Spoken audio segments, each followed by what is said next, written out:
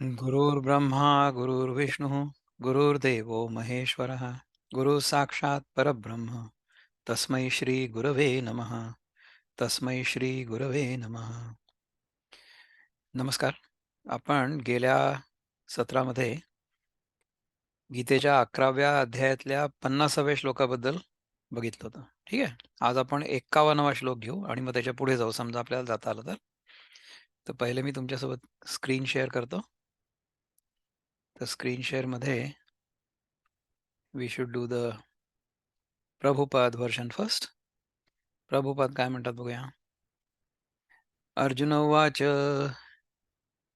दृष्ट्वेदं मानुषं रूपं तव सौम्यं जनार्दन इदानीमस्मि संवृत्तः सचेता प्रकृतिं गतः.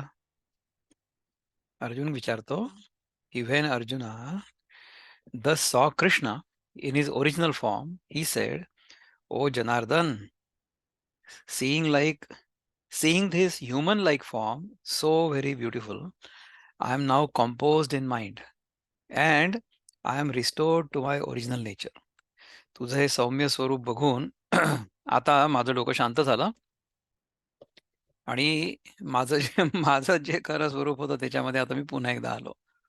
I am restored in my own original nature. ठीक आहे. गीताईमध्ये काय म्हणतात? अर्जुन काय म्हणाला?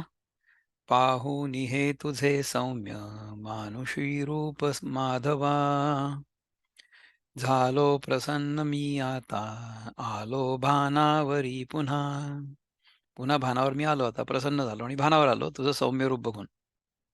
आत्तापर्यंत विश्वरूप बघितल्यामुळे किंवा बघत असल्यामुळे मी घाबरलेलो होतो.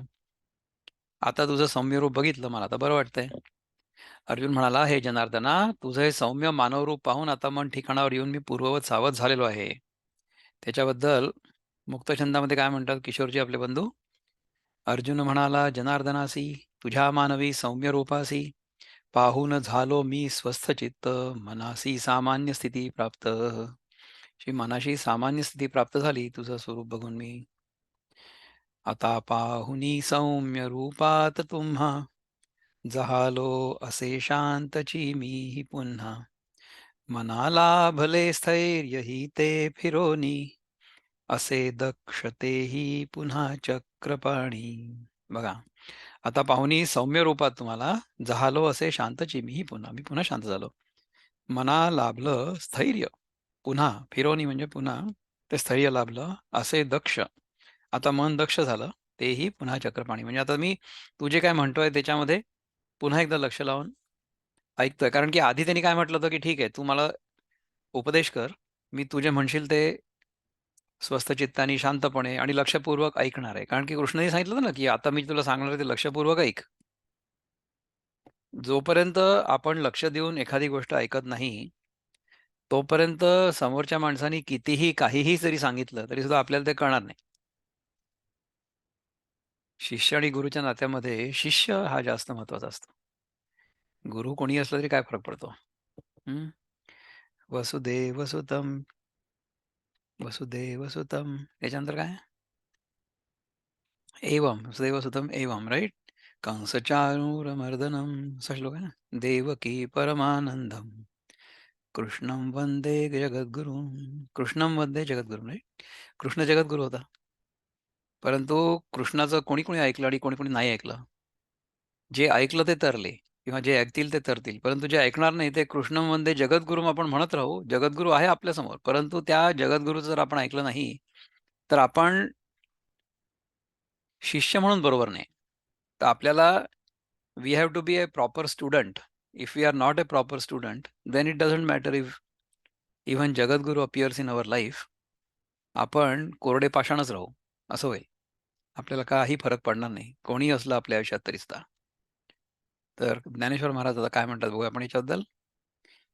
एवं मागील जैसे तैसे तेणे देखिले वीरविलासे, मग म्हणे जियालो ऐसे जाहले आता. पराक्रम हाच ज्याचा खेळ आहे, त्या अर्जुनाने याप्रमाणे पूर्वी जसं होतं तसं पाहिलं. मग श्रीकृष्णाला काय काय म्हणाला, आता मी जगलो असं मला वाटतं. आता आतापर्यंत मी बेशुद्ध होतो. तुझं विश्वरूप बघून. आता मी जगलो. आता मी पुन्हा आय हॅव बिकम सावध. हे जनार्दना, तुझं सौम्य मानवरूप पाहून आता मन ठिकाणावर येऊन मी पुन्हा पूर्ववत सावध झालेलो आहे. पराक्रम हाच ज्याचा खेळ आहे, त्या अर्जुनाने ह्याप्रमाणे पूर्वी जसं होतं तसं पाहिलं. म्हणजे युद्ध सुरू आहे. आपल्यासमोर बाकीचे कौरव उभे आहेत. सगळी सेना आहे. सगळं पुन्हा जसं होतं तसं दिसायला लागलं. मग श्रीकृष्णाला म्हणाला, की "आता मी जगलो असं मला वाटतं. आत्तापर्यंत मी स्वप्नात होतो. बुद्धी ते सांडोनी ज्ञान, भेणे वळघले रान. अहंकारेसी मन, देशोळ धडी झाले." माझं ज्ञान बुद्धीला सोडून भयानी रानोमाळ झालं होतं. आणि मग काय झालं? आणि मन हे अहंकारासह परागंदा झालं होतं. मन आपल्या अहंकारासोबत, अहंकार आणि मन दोन्ही परागंदामुळे ते नाहीसे झाले होते. इंद्रिये प्रवृत्ती भुलली, वाचा प्राणा चुकली, ऐसे आपापरी होती झाली शरीर ग्रामी. इंद्रिय विषयांकडे धावण्याचं विसरली होती आणि वाचा ही प्राणास मुकली होती, बंद पडली होती. ह्याप्रमाणे शरीररूपी गावात दुर्दशा उडाली होती. म्हणजे जेव्हा आपण बेशुद्ध अवस्थेत असतो ना, तेव्हा आपलं शरीर आणि आपलं मन, आपली जिव्हा, आपली रसना काहीच चालत नाही ना. सगळी इंद्रिय बंद असतात. म्हणजे ज्ञानेंद्रिय पण बंद असतात आणि कर्मेंद्रिय पण बंद असतात, नाही का? तर तशा अवस्थेमध्ये तो होता, विश्वरूप बघत असताना. त्याची तहान-भूक, त्याच्या इंद्रियांची संवेदना सगळंच्या सगळंच बंद झालं होतं. सो वी कॅन से की त्याचं जे आकलन करण्याची शक्ती होती, आकलन शक्ती किंवा इंद्रियांमधनं जगाचं दर्शन करण्याची जी शक्ती होती, ती त्या विश्वरूपाने पूर्णपणे व्यापून टाकली होती. म्हणजे विश्वरूप ओव्हरव्हेल्म्ड हिज सेन्स ऑर्गन्स, सेन्सेस आणि माइंड असं झालं. तर तेव्हा त्याला स्वतःच्या इंद्रियांमधनं जसं जग आधी दिसत होतं, तसं दिसत नव्हतंच ना. कारण की त्या विश्वरूप बघण्यासाठी कृष्णाने त्याला दिव्य दृष्टी दिली होती. 4D glasses, right? त्याच्यामुळे ते बघत असताना आपला जो नेहमीचा अनुभव असतो, इंद्रियांच्या मार्फत आपल्याला येत असतो तो, जसा तुम्हाला आत्ता येतोय तसा. परंतु पुष्कळदा काय होतं बघा, की तुमच्याही अनुभवात आलं असेल, की एखाद वेळेस एखादी गोष्ट तुम्ही ऐकता ना ह्याच्यामध्ये, तेव्हा तुम्हाला एकदम कुठलातरी वेगळाच अनुभव येतो. असं पुष्कळांना होतं. पुष्कळदा होऊ शकतं. तर जर आपलं लक्ष असेल आपण जे ऐकतोय त्याच्याकडे आणि जे ऐकलं जातंय किंवा त्या शब्दांमधून त्याच्या मागचा जो भाव प्रकट होतोय किंवा व्हायला हवा, तो जर तसा प्रकट झाला, तर आता एका जागी संजय पण म्हणतो, की ह्या विश्वरूपाचा अनुभव जो मी घेतला, त्याची आठवण करून मला सारखा आनंद होतोय, असं तो शेवटी म्हणणार आहे, संजय. ठीक आहे ना? तर एखादी गोष्ट आपण ऐकली आणि ती तशीच्या तशी जर आपल्या मनामध्ये किंवा हृदयामध्ये प्रगट झाली, तर मग त्याच क्षणी आपल्याला खूप आनंद होईल ना, व्हायला पाहिजे, नाही का? म्हणजे आपल्याला समजा कळलं, की आत्तापर्यंत आपण जे काही चिंतन करतो आहोत किंवा केलेलं आहे, त्याच्यामध्ये 2 गोष्टी शिकायच्या असं आपण सांगितलं होतं ना. पहिली गोष्ट म्हणजे काय, की हा देह म्हणजे मी नाही आहे आणि दुसरा म्हणजे मी स्वतःला जो वेगळा जीव समजत समजत होतो, तो पण मी नाही आहे. मग मी आहे कोण खरा? अरे, मी आनंद स्वरूपच आहे. तर जो खरा मी आहे, तो जर मला कळला, तर त्याच क्षणी किंवा त्याच क्षणापासून पुढे आपण आनंदातच राहू ना, त्याच आनंदात राहू. त्या आनंदात राहण्यासाठी गीता सांगितली गेलेली आहे. तुम्ही स्वतःच विचार करा. तुम्हाला जे ऐकायला येतंय, त्याच्यावर तुम्ही स्वतः चिंतन करा ना. कारण की जे ऐकायला येतंय ते भगवंत काय सांगतायत ते ऐकायला येतंय.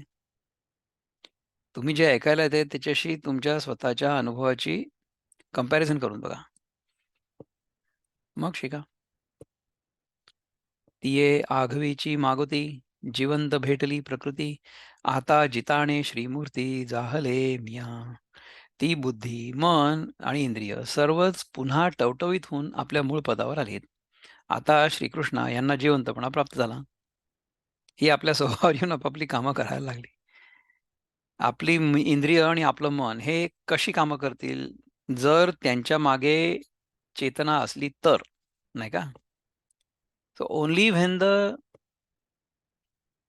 ऑर्गन्स, सेन्स ऑर्गन्स, इंद्रिय म्हणजे sense organs, only when the sense organs and the mind are enlivened, as if enlivened, म्हणजे जेव्हा इंद्रियांमध्ये आणि मनामध्ये शुद्ध चैतन्याचा प्रकाश पडतो आणि तो त्यातून परावर्तित होतो, तेव्हा इंद्रिय आणि मन चेतन झालेली आहेत असं आपल्याला भासतं.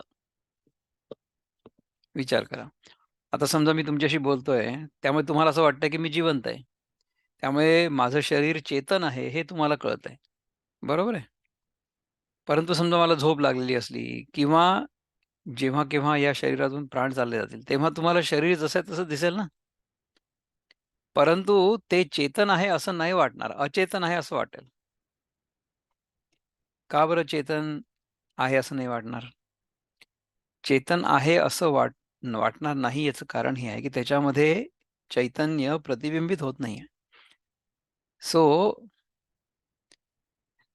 ब्रह्म जे आहे ते आपल्या शरीरातून प्रगट होत नाहीये. त्यामुळे हे शरीर अचेतन आहे असं वाटतं. ब्रह्म आपल्या मनामधून बाहेर प्रगट होत नाहीये. त्यामुळे असं वाटतं, की हे इथे काहीच नाही असं वाटतं. नाही का? आपला देह आणि आपला जो जीवभाव आहे, that is an appearance of Brahman when it is covered by the panchakosha. असं आहे. पंचकोश आपण अनेक वेळा बघितलेले आहेत. पंचकोश कुठले आहेत? एक तर अन्नमय कोश आहे म्हणजे अवर ग्रोथ बॉडी. नंतर प्राणमय कोश आहे म्हणजे our energy body. Energy body that runs the food body. आपला जो प्राणमय कोश आहे तो अन्नमय कोशाला चालवतो. जर आपल्या शरीरात प्राण नसलं, तर आपल्या मनात जरी आलं, की आपण हा हात हलवाला, तरी हात हलवता येणार नाही आपल्याला, कारण की प्राणच नाहीयेत, शक्तीच नाहीये. राइट? तर ह्या प्राणाच्या पलीकडे जास्त सूक्ष्म जो आहे, तो मनोमय कोश आहे. मनोमय कोशामध्ये अनेक प्रकारची सुख-दुःख आपण भोगतो, नाही का? आपली सगळी दुःख-सुख बहुतेक तर मानसिकच असतात ना. शारीरिक कष्ट बहुतेक आपल्या ओळखीतल्या लोकांकडे जास्ती नाहीये, कोणाकडेच नाहीये. राइट? तर ह्या म्हणजे जड शरीरामधून चैतन्य प्रगट होतं ॲज चेतना. तर ती चेतना जर तुम्हाला नाही लक्षात आली, तर तुम्हाला कळेल की ह्याच्यातनं प्राण गेले. तर 5 कोशांपैकी 3 बघितले आपण. अन्नमय कोश म्हणजे ग्रोस बॉडी, प्राणमय कोश म्हणजे सटल बॉडी आणि मनोमय कोश म्हणजे माइंड बॉडी. आणि मग त्याच्या पलीकडे आहे विज्ञानमय कोश. तर तो विज्ञानमय कोश जो आहे ना, त्याच्यामध्ये there is a sense of identity. म्हणजे मी अमुक कोणीतरी आहे, अशा प्रकारची आपल्या मनामध्ये भ्रांती तयार होते. आणि मग आपण काहीतरी कर्म करायला घेतो आणि कर्म केलं की त्या कर्माचं फळ मिळतं. मग जर ते सगळं कर्म परिस्थितीला किंवा निसर्गाला अनुकूल असेल, तर आपल्याला त्याच्या फळामधनं आनंद मिळेल. अदरवाईज त्या फळामधनं आपल्याला दुःख मिळेल. जर आपण स्वार्थीपणाने एखादं कर्म केलं, तर फळ प्राप्त झाल्यानंतर थोड्या वेळ बरं वाटेल. परंतु त्याच्यानंतर आपण त्याच्यापासून निवृत्त व्हायचा प्रयत्न करू. "ऐसे सुख जीवी घेतले, मग श्रीकृष्णा ते म्हणितले, म्या तुमचे रूप देखिले मानुष हे." असा त्याने मनात आनंद मांडला व कृष्णाला म्हणाला, काय म्हणाला? "महाराज तुमचं हे मनुष्य रूप एकदाचं माझ्या दृष्टीत पडलं. किती बरं झालं. हे रूप दाखवणे देवराया, की मज अपत्या चुकलिया, बुझावोनी तुवा माया स्तनपान दिधले."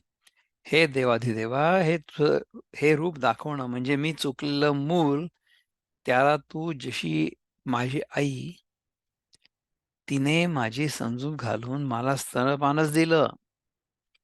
म्हणजे रागावून, झिडकारून, ढकलून नाही दिलं. तिला समजावून सांगितलं. स्तनपानच दिलं. रक्तपान काय म्हणतोय, स्तनपानच दिलं. जी विश्वरूपाची सागरी, होतो तरंग मावित वावेवरी. तो ये निजमूर्तीच्या तीरी निघालो आता. महाराज विश्वरूपी समुद्रात जो मी हाताने लाटे मागून लाट आक्रमित होतो, तो मी या आपल्या चतुर्भुज रूप चतुर्भुज मूर्तिरूप किनाऱ्यास आता लागलो. आई के द्वारकापुर सुहाळा, मज सोकतिया जी झाडा, हे भेटी नव्हे बहुळा मेघाचा केला. हे द्वारकेच्या राजा ऐक, विश्वरूप दर्शनानंतर ह्या चतुर्भुज रूपाची भेट म्हणजे ही भेट नव्हे, तर जे मी सुकावयास लागलेलं झाड, त्या मला ही भेट म्हणजे मेघांचा वर्षावच होय. म्हणजे मी हे झाड आणि सुकायला लागलो होतो. परंतु तसं काही करायची गरज पडली नाही. मेघ बरसला आणि त्याच्यामुळे ते झाड पुनरुज्जीवित झालं. जी सावियाची तृषा फुटला, तया मज अमृत सिंधू हा भेटला. आता जिण्याचा जाहला भरवसा माझ. तहानेने पिडलेला जो मी, त्या मला हा चतुर्भुज श्रीकृष्ण म्हणाले म्हणजे अमृताचा सागरच अकस्मात भेटला. आता माझा जगण्याविषयीचा संशय दूर झाला. आता माझा जगण्याविषयीचा संशय दूर झाला. माझिया हृदयरंगणी होता हे हरिखलतांची लावणी, सुखेसी बुझावणी जाहली मज. माझ्या हृदय देशात आनंदाच्या वेलाची लावणी होते. आज सुखाची आणि माझी गाठ पडते, असं म्हणाले अर्जुन. अर्जुनाने कृष्णाला सांगितलं हे सगळे श्लोक, म्हणजे 15व्या श्लोक आपलं 51व्या श्लोकाचं जे काही ट्रान्सलेशन होतं ते सगळं आता आपण बघितलं, चिंतन केलं. बघा, तुम्हाला याच्याबद्दल काही प्रश्न असला, शंका असली किंवा काही सांगायचं असलं सांगू शकता. 51वा श्लोक आपण बघितला. सो एनी कॉमेंट्स और क्वेश्चन्स और क्वेरीज ऑन 51? सिंपल आहे ना, स्ट्रेट फॉरवर्ड. अर्जुनाने असं सांगितलं की आतापर्यंत मी बेशुद्ध असल्यासारखं मला वाटत होतं. आता मी तुझ्या सौम्य रूपात आल्यामुळे आता तू माझ्या समोर आहे, नेहमीच्या फॅमिलियर रूपात, त्यामुळे आता मला कम्फर्टेबल वाटतंय. I am no longer scared, असं आहे ना. Okay, so let's do screen share. Screen दिसते ना तुम्हाला सगळ्यांना? लेट अस सी हो. 52. श्री भगवानुवाच सुदुर्दर्शमिदं रूपं दृष्टवानसि यन्मम देवा अप्यस्य रूपस्य नित्यं दर्शनकाङ्क्षिणः. श्रीभगवानुवाच The Supreme Personality of Godhead said, My dear Arjun, this form of mine you are now seeing is very difficult to behold. याला बघत राहणं फार कठीण आहे. Okay. Even the demigods are ever seeking the opportunity to see this form which is so dear. देवाधिदेव जे आहेत ना, त्यांना देखील हे रूप बघण्याची फार उत्सुकता आहे, परंतु ते चांगलं की हे चांगलं, म्हणजे अर्जुन जे करतोय ते चांगलं, हे मला माहीत नाही. किंवा हे कृष्णही म्हणतो की हे मला माहीत नाही. Right?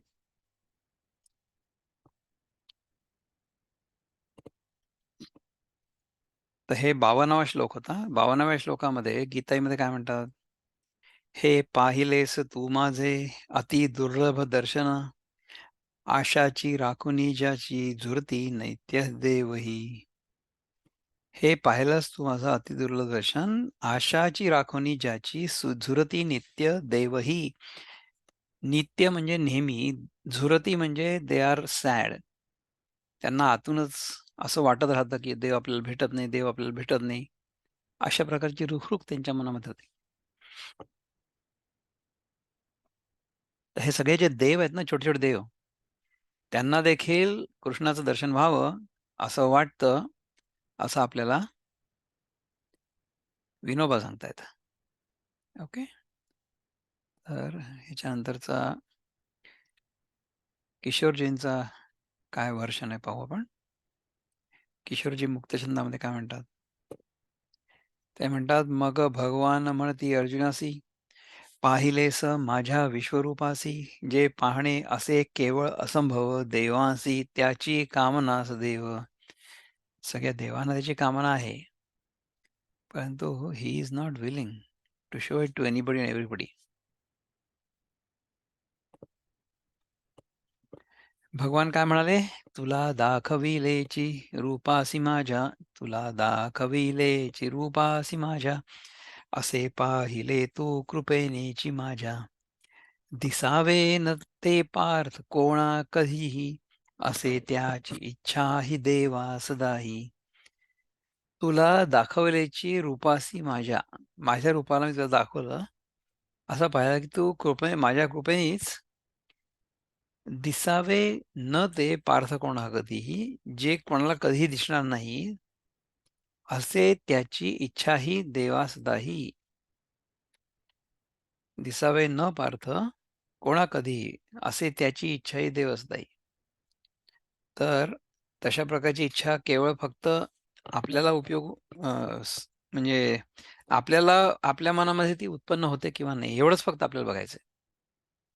If you have an intense desire to do something in life, I am sure you will do something in life. ठीक आहे ना? 52व्या श्लोकात काय म्हणतात आपले बंधू किशोर कुलकर्णी?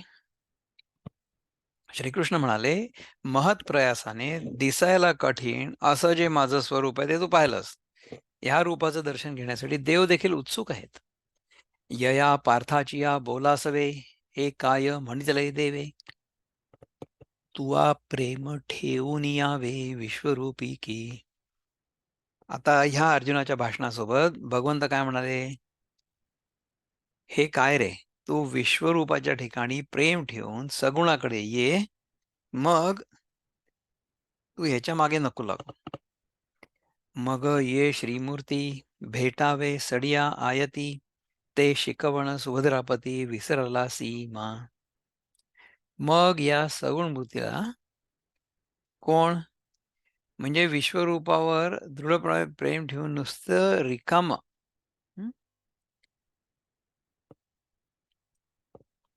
नुसत्या देहसामग्रीने भेटावं, हे सुभद्रापते अर्जुना, ही जी तुला आम्ही मागे शिकवण दिली होती ती विसरलास? अगा आंधळिया अर्जुना, हाता आलिया मेरूही होय सा, ऐसा आधी मथा, ऐसा आधी मना, चुकीचा भाव, चुकीचा भाव. अरे अविनाची, अरे अविचारी अर्जुना, एवढा मोठा मेरू म्हणजे सोन्याचा पर्वत, पण तो काय एकदा प्राप्त झालाय का? म्हणजे त्याचं काही महत्व वाटत नाही. तो एकदा का प्राप्त झाला म्हणजे त्याचं काही महत्व वाटत नाही. म्हणजे एवढा मोठा मेरू पर्वत, सोन्याचा पर्वत, एकदा का प्राप्त झाला मग त्याचं काही महत्व वाटत नाही. अशी जी मनाची समजूत असते ती चुकीची.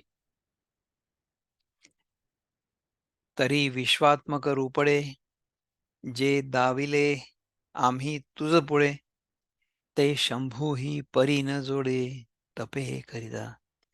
तरी आम्ही तुझ्या पुढे जे विश्वरूप दाखवलं, ते शंकराला सुद्धा अनेक तप केलं तरी प्राप्त झालं नाही किंवा प्राप्त होत नाही.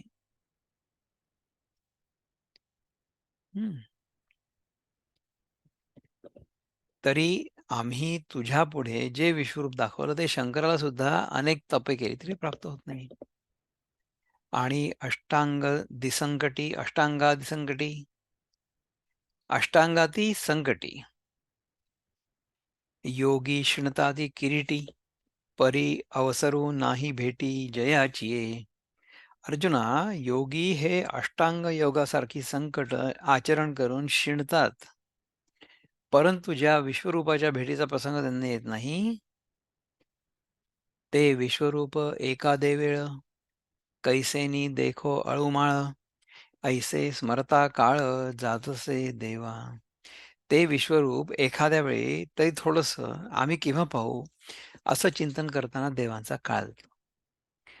आशेची ये अंजुळी, ठेवूनी हृदयाची या निडई, चातक निराळी लागले जैसे.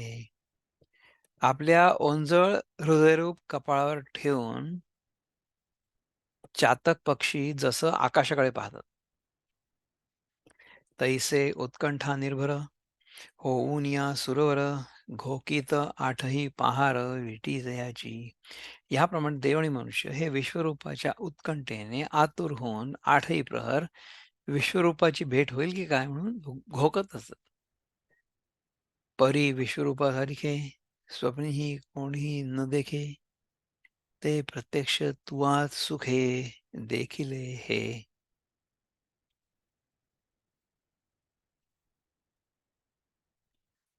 कुठपर्यंत आलो आपण? 52वा श्लोक सुरू आहे ना? हा 52 सुरू आहे. परंतु विश्वरूपासारखी गोष्ट कोणी स्वप्नात सुद्धा पाहिलेली नाही. असं ते विश्वरूप तू आज प्रत्यक्ष मुखाने पाहिलं, सुखाने पाहिलंस. नाहम. तर हा 53वा श्लोक जो आहे, तो सुरू करण्यापूर्वी आपण थोड्या वेळ वाट बघू. Let us see. तुम्हाला काही ह्याच्याबद्दल चिंतन करायचंय का? श्लोक नंबर 52.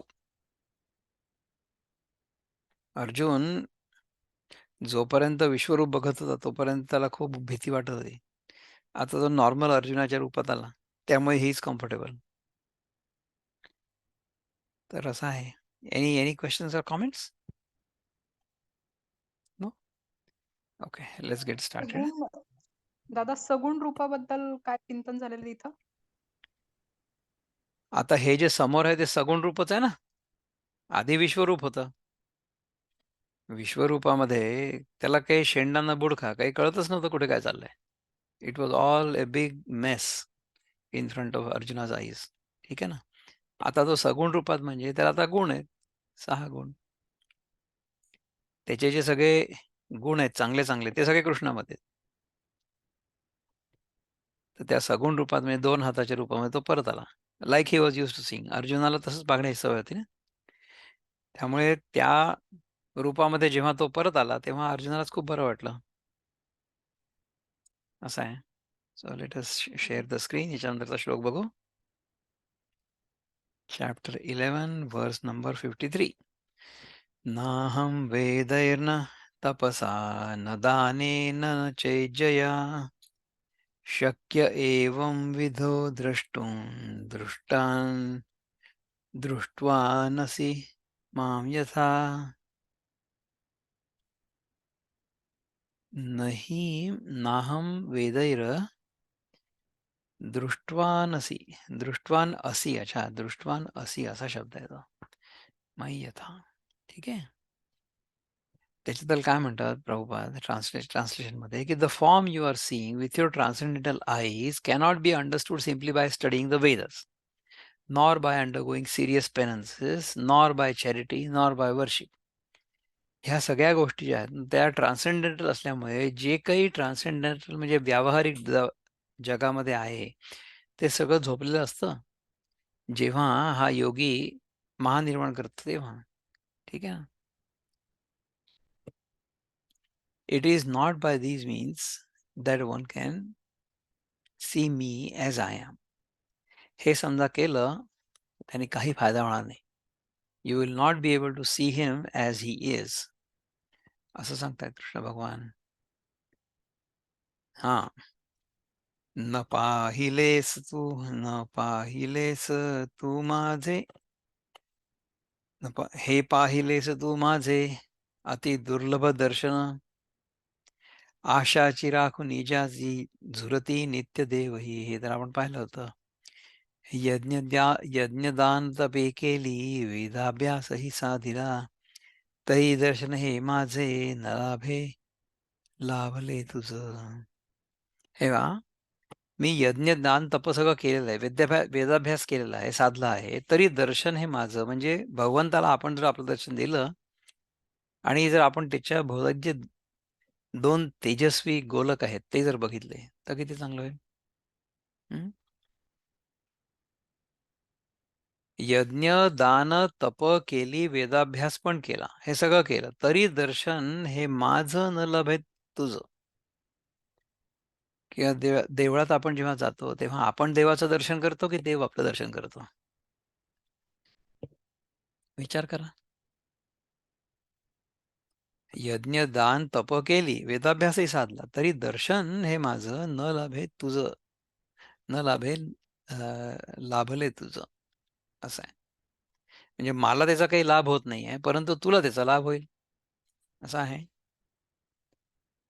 तर ज्ञानेश्वरीबद्दल काय म्हणतात? ज्ञानेश्वरीमध्ये 53व्या अध्यायाबद्दल, 53व्या श्लोकाबद्दल, ज्याप्रमाणे तू मला पाहिलंस त्याचप्रमाणे वेद पाठनाने, तपाने, दानाने अथवा यज्ञाने देखील मी कोणाला दिसणे शक्य नाही.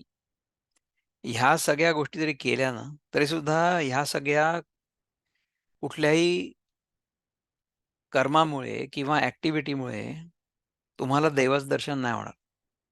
ठीक आहे ना? पै उपायासी वाटा, न वाहती एथ सुभटा, साही सहित ओहटा पहिला वाहिला वेदी. परंतु अर्जुना, ह्या विश्वरूपाच्या ठिकाणी कोणत्याही साधनास मार्ग नाही व 6 शास्त्रांसह वेद लाग न लागल्यामुळे या विश्वरूपातून मागे हटले. हे पहा. मज विश्वरूपाची मोहरा, चालावया धनुर्धरा, तपाची ही संभारा नभेची लागू. मी जो विश्वरूप त्या माझ्याकडे चालत यायला अर्जुना, तपांच्या सर्व समुदायाला सुद्धा सामर्थ्य नाही. तू कितीही तप करून घे, तपांचा समुदाय तुझ्यामध्ये होऊ दे, परंतु त्या सर्व समुदायाला काय सामर्थ्य नाही आहे? मी जे विश्वरूप त्या माझ्याकडे चालत यायला नाही येऊ शकत. शक्यच नाही. कारण की आपण जितकं पुढे जाऊ ना, तितकं ते होरायझन जे असतं ते मागे सरकत जातं, नाही का? आपल्याला ह्या जागी उभं राहून समजा एखादं होरायझन दिसलं, तर आपल्याला असं वाटेल की हां, त्याच्या पलीकडे जमीन आहे. मग आपण त्याच्याकडे जोराने ती नाव घेऊन जाऊ आणि मग लक्षात येईल की अरे, this was only an appearance. Then you have to restart your journey, असं आहे. तर मी जो विश्वरूप त्या माझ्याकडे चालत येण्याला अर्जुन, तपांच्या सर्व समुदायाला सुद्धा सामर्थ्य नाही. नाहीये. पहा किती अपमान. आणि दानादी कीर कानडे, मी यज्ञही तैसा न सापडे. जैसेनी का सुरवाळे देखिला तुवा. हा सुरवाळे शब्द इथे आलाय बघा. आणि तू जशा विस्ताराने मला पाहिलास, तसा मी दानांनी दिसण्यास खरोखर कठीण असून अज्ञानीही मी नाही, तसा पाहण्यास परवडत नाही, सापडत नाही. तर ठीक आहे, आपण खाणार नसलो तरी सुद्धा आपण तयार करू शकतो काहीतरी आणि ते आपण नैवेद्य म्हणून दाखवू शकतो. हं. तू जशा विस्ताराने मला पाहिलास तसा मी दानांनी दिसण्यास खरोखर कठीण. म्हणजे तुम्ही समजा दानधर्म केला तर तुम्हाला ते विश्वरूप दिसेल का? तर नाही दिसणार.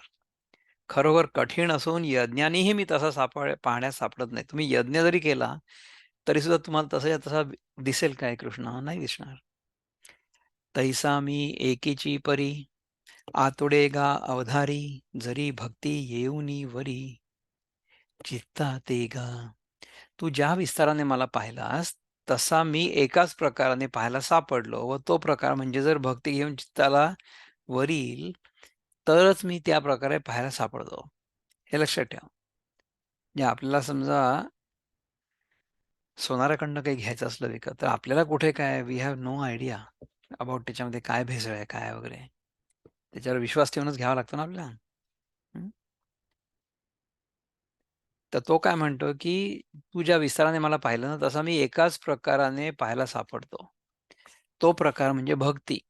भक्ती येऊन चित्तातील येईल, चित्ताला वरील तरच मी पाहावयास सापडतो हे लक्षात येईल. भक्त्या आता ह्याच्यानंतर तो 54वा श्लोक आहे. 53वा श्लोक तर आपण घेतला ऑलरेडी. 54वा श्लोक 54वा श्लोक सुरू करण्यापूर्वी I should stop sharing the screen here आणि सी की 53व्या श्लोकामध्ये तुम्हाला काही प्रश्न म्हणा किंवा क्वेरीज वगैरे असं काही आहे का? Fairly straightforward right. Let's see the next one. 54. हं. भक्त्या त्वन्वनया शक्य, भक्त्या भक्त्या त्वनन्यया शक्य, भक्त्या त्व त्व अनन्यया शक्य, भक्त्या त्वनन्यया शक्य, अहमेवं विधोऽर्जुन, ज्ञातुं द्रष्टुं च तत्त्वेन, प्रवेष्टुं च परन्तप. पहा, my dear Arjun, only by undivided devotional service can I be understood as I am standing before you, and can thus be seen directly. Only in this way only in this way can you enter into the mysteries of my understandings किंवा my understanding. तर आतापर्यंत मी जे समजावून सांगितलं तुला, ते सगळं किंवा त्यातला बराचसा भाग तुला वापरता आला. काही भाग तुला फेकून द्यावा लागला. ठीक आहे ना? तर only by undivided devotional service can I be understood as I am standing before you, and can thus be seen directly. Only in this way can you enter into the mysteries of my understanding. माझं जे understanding आहे किंवा तुला माझं जे स्वरूप बघायचं आहे, त्याच्यामध्ये ज्या मिस्ट्रीज आहेत, त्याच्यामध्ये ज्या चमत्कृतीपूर्ण गोष्टी आहेत, त्या तुला डिव्होशनल सर्व्हिसमुळेच कळतील, असं मी तुला सांगतो. लाभे लाभे अनन्य भक्तीने माझे हे ज्ञान दर्शन, दर्शने होय माझ्यात प्रवेश मग तत्वता. माझं हे दर्शन फक्त अनन्य भक्तीनेच होऊ शकतं, अदरवाईज नाही होऊ शकत. आपण कुठे होतो बघा, वृत्तबद्ध आणि हे जागे ना, हे राहिलं ना आपलं 54वा, राईट? 54व्या याच्यात काय म्हणतात? सर्वस्वी मजसी शरण यावे, मजसी भजावे अनन्य भावे, एकच मार्ग मजसी जाणण्या, मग पाहण्या मज मिळण्या. तर कुठला मार्ग आहे? तो भक्तीचा मार्ग आहे. करी भक्ती माझी चिजो एकनिष्ठ, तयासीच पार्था दिसे मी यथार्थ, मिळे ज्ञान माझे असे अशा भक्तिनेची, व रूपात माझ्याही तद्रूप तोची. बघा, तुम्ही अशी भक्ती माझीच समजा केली एकनिष्ठ, तयासीच पार्था दिसे मी यथार्थ. त्यात समजलं कृष्ण म्हणजे काय ते, आणि मग त्याचं मिळ ज्ञान अशा भक्तीनेची, भक्तीनीच त्याचं ज्ञान मिळणार आहे. व रूपात माझ्याही तद्रूप तोची, माझ्याच रूपामध्ये तो येऊन विलीन होणार. असं होऊ शकतं समजा आपण केलं तर. ज्ञानेश्वरीमध्ये काय म्हणतात ज्ञानेश्वर महाराज? ते म्हणतात, की "पण हे शत्रुनाशना अर्जुना, अशा स्वरूपाचा जो मी, त्याला अनन्य भक्ती योगाने जाणणं, पाहणं आणि मत-स्वरूपात माझ्यामध्ये लीन होणं आवश्यक आहे. परी तेची भक्ती ऐसी, पर्जन्याची सुटिका जैसी, धरा वाचुनी अनारिसी गतीची नेणे." परंतु तीच भक्ती की अशा पावसाच्या वृष्टीस पृथ्वीपासून कशी निराळी गती ठाऊकच नाही. जरीही आकाशातनं पडली ना, पावसाच्या वृष्टीस पृथ्वी वाचून कशी निराळी व कसं काय ठाऊक, म्हणजे कसं काय मिळालं? ती कशी मिळाली ह्याची गतीच ठाऊक नाही. तशी म्हणजे त्या भक्तीला मज वाचून दुसरा विषयच काही नाही. ती भक्त जो असतो ना, त्याला कृष्णाव्यतिरिक्त दुसरा काहीच विषय नसतो. का सकळ जळसंपत्ती घेऊनी समुद्राते गिवसिती, गंगा जैसी अनन्य गती मिळालीची मिळे. अथवा सर्व जलरूप संपत्ती घेऊन भागीरथी नदी जशी समुद्राचा शोध करत एकनिष्ठेने समुद्रास मिळाली, आणि एकदा मिळून समाधान नसलं झालं तर अजून अजून पुन्हा मिळतच आहे. म्हणजे नदीचा प्रवाह थांबू शकतो का? सर्व जलरूप संपत्ती घेऊन भागीरथी नदीमध्ये अनेक प्रकारची रत्नमाणकं आहेत. ती जी आता अर्थात पुष्कळ त्यांनी एक्सप्लोर केलं आणि एक्सप्लॉइट केलं असं म्हणता येईल. हां? जसे समुद्राचा शोध करीत करीत समुद्राचा शोध करत करत एकनिष्ठेने ती समुद्रास मिळाली. तिला आपल्या मनामध्ये खूप होतं असं की अ, आपल्याला अनेक गोष्टींचा अनुभव यावा वगैरे. परंतु तिच्या मनामध्ये निष्ठा एक कायम होती.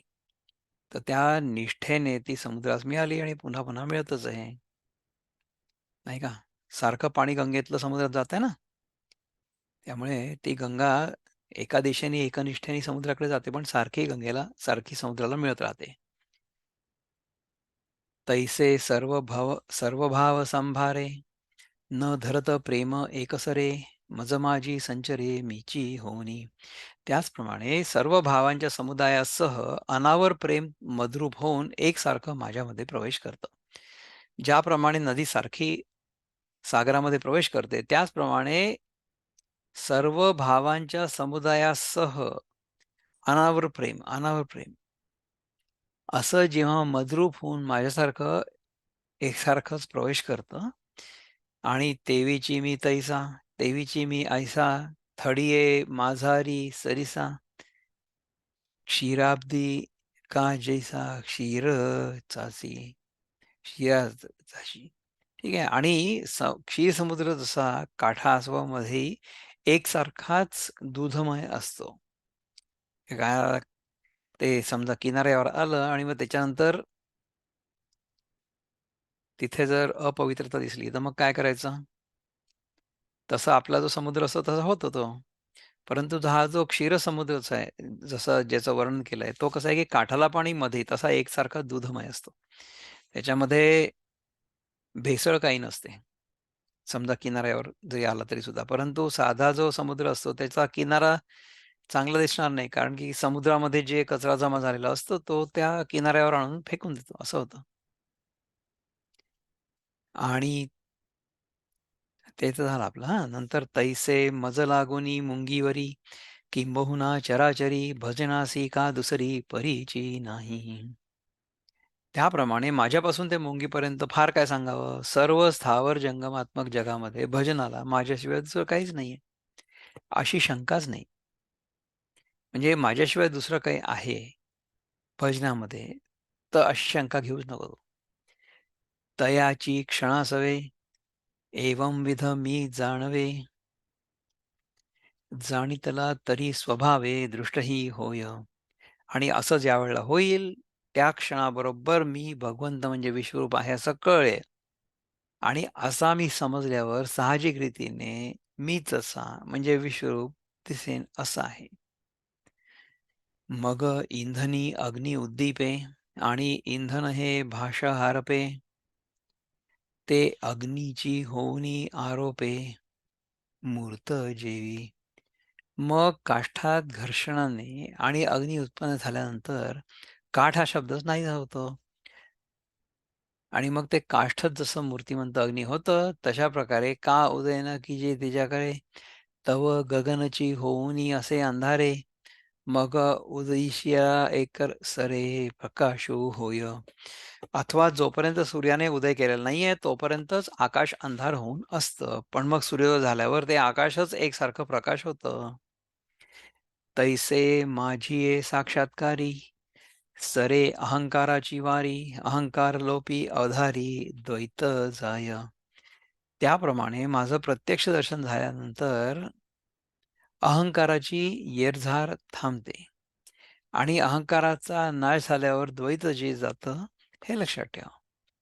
मग मी तिहे आहे एक मीची आधी स्वभावे, किंबहुना सामावे समरसे तो. मग मी तो आहे आणि सर्व विश्व. I, you and the entire world. मी, तो आणि सर्व वृक्ष हे एक मीच स्वभावत आहे. This is all me. हे सगळं माझ्यातूनच तयार झालेलं आहे. फार फार काय सांगावं? ऐक्य भावाने तो माझ्यामध्ये सामावलेला आहे. अर्जुन म्हणतो किंवा कृष्ण म्हणतो, की तो ऐक्य भावाने माझ्यातच सामील झालेला आहे.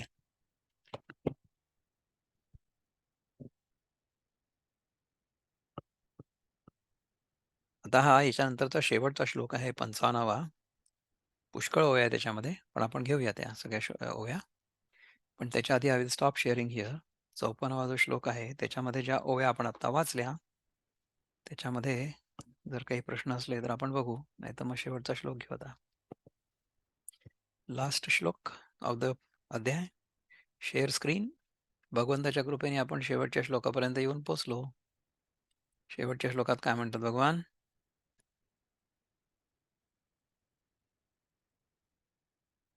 किती मोठा परपोट लिहिला बा प्रभुपादांनी. मत्कर्म कृन्म मत्परमो मत्कर्म कृन् मत्परमो मद्भक्त संगवर्जितः निर्वैरः सर्वभूतेषु यः स मामेति पांडव. मत्कर्मकृन् कर्मकृत आहे पाहिजे ना,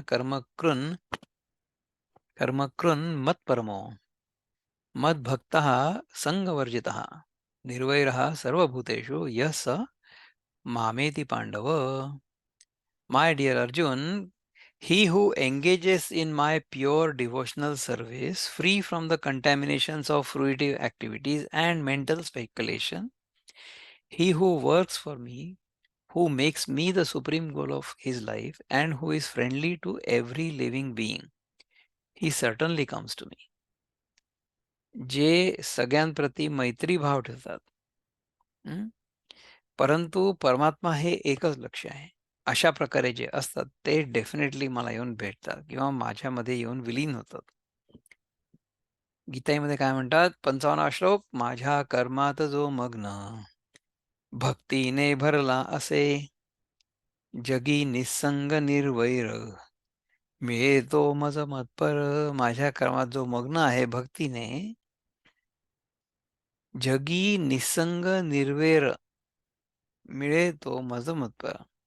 तो जगामध्ये राहिला तरी सुद्धा त्याला तो निस्संग राहील आणि निर्वैर राहील. त्याच्याशी कोणाचं भांडण होणार नाही. अशा प्रकारे तो राहील आणि तो मला येऊन भेटेल सगळ्या शेवटी. त्याच्यासाठी आपले जे बंधू आहेत किशोर कुलकर्णी, ते काय म्हणतात शेवटचा श्लोक. जो भक्त कर्म करी मजसाठी, मीची केवळ त्याच्यासाठी, निर्मोही निर्वैर सर्व भूताप्रती, त्यासीच होईल माझी प्राप्ती. जो भक्त माझ्यासाठी कर्म करतो म्हणजे काय की भक्तिभावाने करतो. करी कर्म सारे ही माझ्याची साठी, इच्छी न जो अन्य काहीच प्राप्ती. न शत्रुत्व भावास जो देई थारा, मिळे त्यास माझ्याच धामी निवारा. जो सगळं कर्म माझ्यासाठी करतो आणि भक्तिभावाने करतो, भक्तिभावाने करतो, त्याला शत्रुत्व अशा प्रकारच्या गोष्टी येत नाहीत. आणि माझ्याच धामी निवारा. म्हणजे त्याला असं वाटतं की आपण आता कृष्णाच्या लोकात गेलो, गोलोकामध्ये, की आपल्याला छान थंड वाटेल. राईट.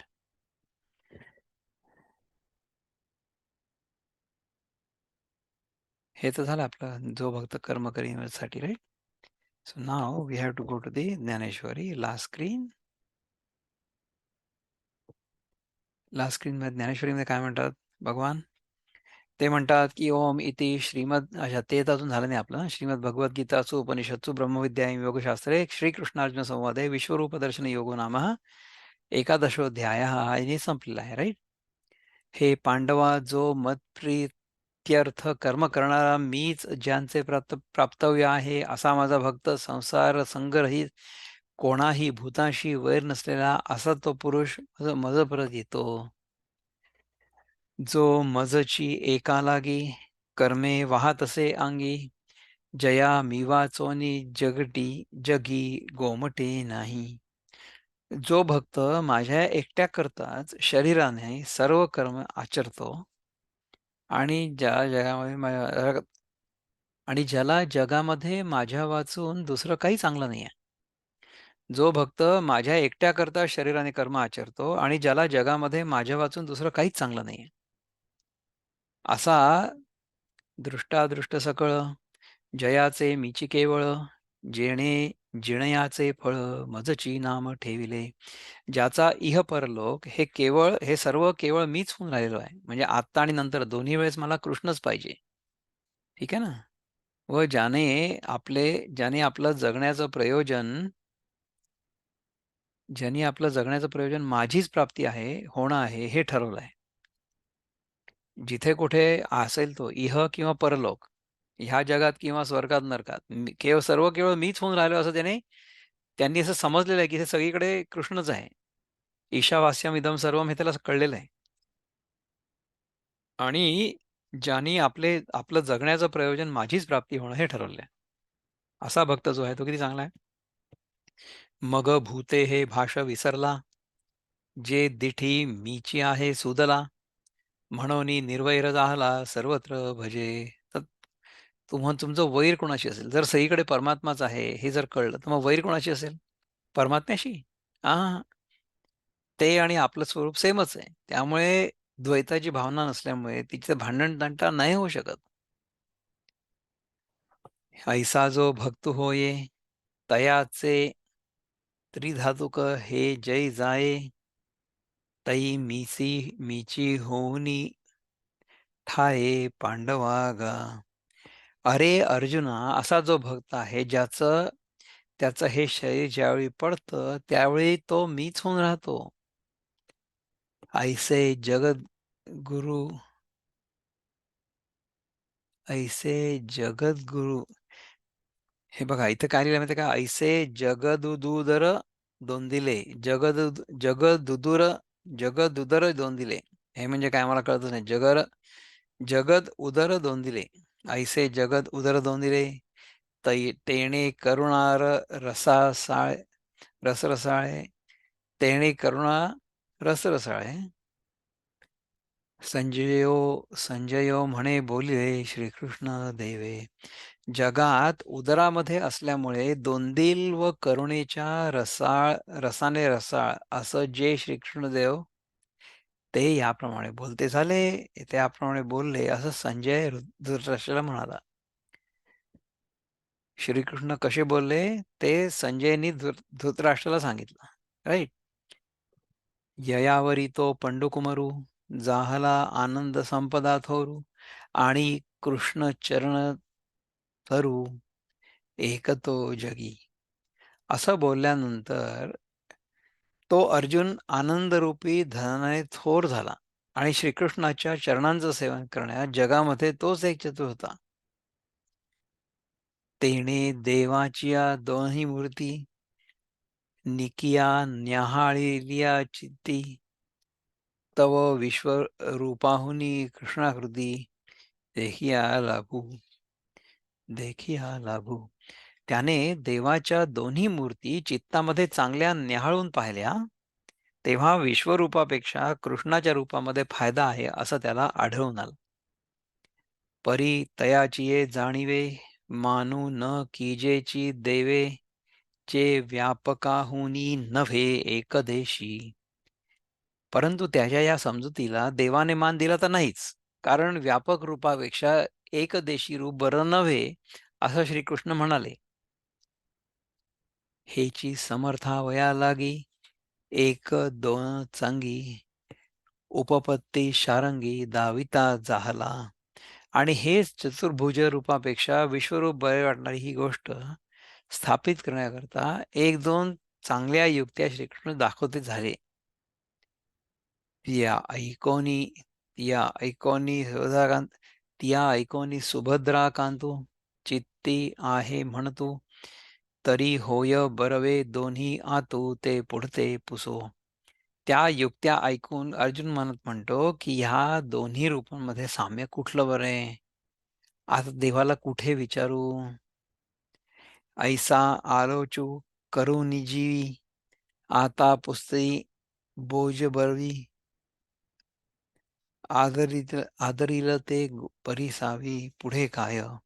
याप्रमाणे मनाचा विचार करून आता तो प्रश्न विचारण्याचा चांगला प्रकार स्वीकारेल व ती कथा पुढे आहे ती ऐकावी. प्रांजळ ओवी प्रबंधे गोष्टी सांगिजेल विनोदे, ते परिसा आनंदे ज्ञानदेवो म्हणे. निवृत्तीनाथांच्या पायाच्या कृपेने ती कथा सोप्या अशा ओवीछंदात मजेने सांगण्यात येईल असं ज्ञानेश्वर महाराज म्हणतात. भरोनी भरोनी सद्भावाची अंजुळी मियावो वो मियावो विया भरोनी सद्भावाची अंजुळी मिया वोविया फुले मोकळी अर्पिली अंघ्री युगुली विश्वरूपाच्या. मी शुद्ध भावनारूप ओंजळीत ओव्यारूपी मोकळी फुलं भरून विश्वरूपाच्या या दोन चरणावर पायावर अर्पण केली असं ज्ञानदेव म्हणतात. किशोरजींचा आपण बघितला का शेवटचा श्लोक? हो. जो भक्त कर्म करी मजसाठी मीची केवळ त्याच्यासाठी निर्मोही निर्वैर सर्व भूताप्रती त्यासीच होईल माझी प्राप्ती. करी कर्म सारे ही माझ्याची साठी धरी न जो इच्छा अन्य काहीच प्राप्ती. न शत्रुत्व भावास जो देही मारा मिळे त्या समाजाच दारी माझ्याच धामी किनारा. अशा प्रकारे संपूर्ण 55 श्लोक संपले. आता 12वा श्लोक नेक्स्ट टाइम पासून आपण सुरू करू. तर मला आता सांगा की आतापर्यंत तुम्हाला काही असं झालं काही समजलं नाही काही?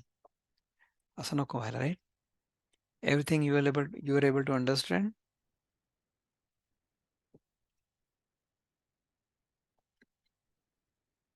No questions, no comments? Shall we stop sharing? 11वा अध्याय अशा प्रकारे भगवंताच्या कृपेने आज पूर्ण झाला. पुढच्या वेळेसपासून आपण 12वा अध्याय सुरू करू. त्याच्यामध्ये भक्ताची लक्षणं, सगुण आणि निर्गुण उपासना या दोन्हींबद्दल थोडी चर्चा आहे.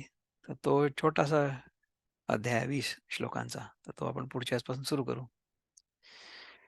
ओम पूर्णमद पूर्णमिदं पूर्णात् पूर्णमुदच्यते पूर्णस्य पूर्णमादाय पूर्णमेवावशिष्यते. ओम शांती शांती शांती. हरि ओम. श्री गुरुभ्यो नमः. हरि ओम. नमस्कार.